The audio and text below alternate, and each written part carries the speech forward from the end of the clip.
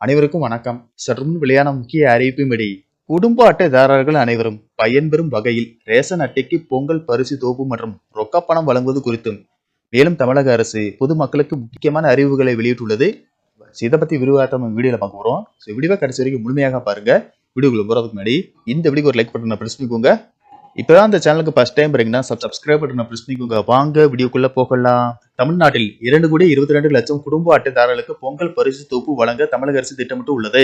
ரொக்கப்பணம் மற்றும் பச்சரிசி, வெல்லம், ஏலக்காய், முந்திரி, திராட்சை, நெய் உள்ளிட்டவை பரிசு தொகுப்பில் இடம்பெறுகிறது. கூட்டுறவு, உணவு மற்றும் நுகர்வோர் பாதுகாப்புத்துறை தொடர்பாக வெளியிட்டுள்ள பொங்கல் பரிசு தொகுப்பு 2026 டோக்கனில் கடையின் பெயர், குடும்ப அட்டைதாரர் பெயர், குடும்ப அட்டை எண், கிராமம், தெரு, டோக்கன் எண் ஆகிய விவரங்கள் இடம்பெற்று உள்ளன. கடந்த வருடம் இதே காலகட்டத்தில் ஜனவரி 9ஆம் தேதி முதல் தமிழகத்தில் உள்ள ரேஷன் அட்டைதாரர்களுக்கு பொங்கல் பரிசு தொகுப்பு வழங்கப்பட்டது குறிப்பிடத்தக்கது. இதற்கிடையே அரசு பொங்கல் பண்டிகைக்கான கரும்பு கொள்முதலை ஜனவரி மாதத்தின் முதல் வாரத்திற்கு பிறகு மட்டுமே தொடங்க திட்டமிட்டுள்ளதாக தெரிவிக்கப்படுகிறது. வரவிருக்கும் பொங்கல் பண்டிகையை முன்னிட்டு தமிழக அரசு ரேஷன் அட்டைதாரர்களுக்கு ரூபாய் 3000 ரொக்க பரிசு வழங்க முதல்வர் மு க ஸ்டாலின் முடிவு செய்துள்ளதாக தகவல் வெளியாகியுள்ளது. நிதித்துறை அதிகாரிகளின் ஒப்புதல் இதற்கு கிடைத்துள்ள நிலையில் ஆரம்பத்தில் ரூபாய் 5000 வழங்க திட்டமிடப்பட்டிருந்தது. ஆனால் இப்போது ரூபாய் 3000 வழங்க முடிவு செய்யப்பட்டு உள்ளது. மேலும் மகளிர் உரிமைத்தொகை திட்டம் ஏற்கனவே விரிவுபடுத்தப்பட்டுள்ளது.